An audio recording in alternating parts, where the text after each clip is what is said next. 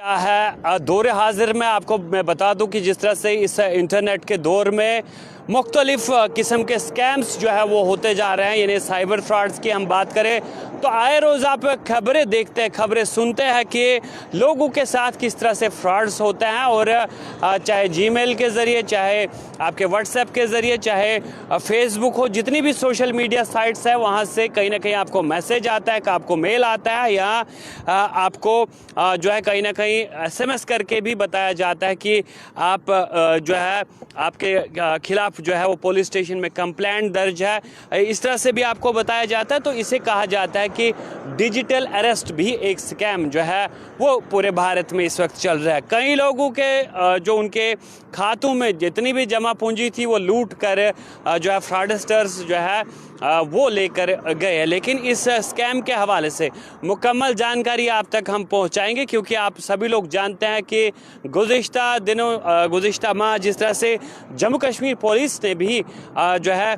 एक सर्कुलर जारी किया गया था, उन्होंने जानिब से भी बताया गया था कि इस तरह की कोई भी इसकी जो है यानी डिजिटल अरेस्ट वाला जो है इसकी कोई इम्पोर्टेंस नहीं है लीगली, ये ऐसा कुछ भी नहीं है। लेकिन मैं आपको बता दूं कि फ्रॉडस्टर्स जो है वो आप मोबाइल फ़ोन पर इस आज के डिजिटल दौर में आपको कभी CBI, NCB, RBI या दीगर जो इन्फोर्समेंट एजेंसीज़ है उनका नुमाइंदा कह के आपको बता सकते हैं कि आपको अपना आधार कार्ड की डिटेल्स देनी होंगी, या आपको जो है हम आपके खिलाफ़ कार्रवाई कर रहे हैं, आपको फ़लानी आपके खिलाफ़ फ़लानी मामला दर्ज है और आपको या पुलिस स्टेशन जाना पड़ेगा, या आप अगर पुलिस स्टेशन नहीं आएंगे तो आपको घर से ही जो है वो जानकारी देनी होगी। आप अपना आधार कार्ड दीजिए, दीगर चीज़ें दीजिए, वो आपको कुछ भी मांग सकता है। तो उससे कहीं ना कहीं ये सारा डाटा आपका जो है, सारी मालूमात जो है वो फ्रॉडस्टर्स के पास चली जाती है, और वो फ्रॉडस्टर्स जो है अपनी मर्ज़ी से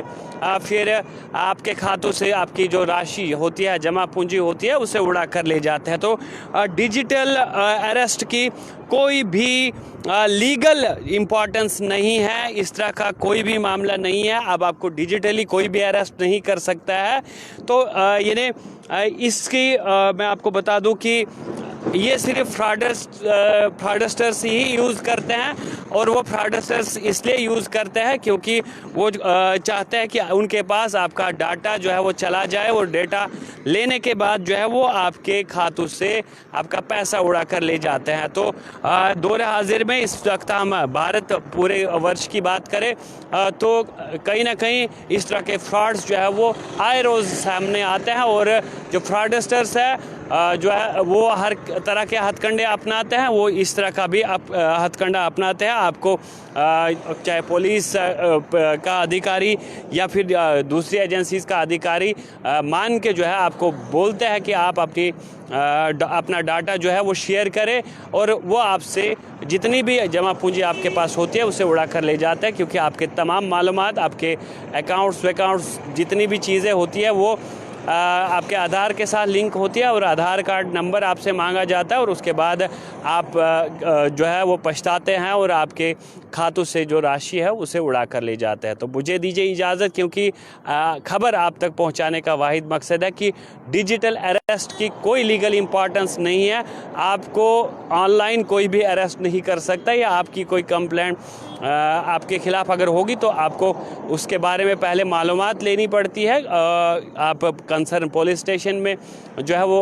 वहाँ मालूम कीजिए, वहाँ पता कीजिए कि आपने, या आपको पता ही होता है कि मैंने कौन सा जुर्म किया है। तो इन चीज़ों को देखकर ही आप आज के डेट में जो है फ़ोन का इस्तेमाल करें।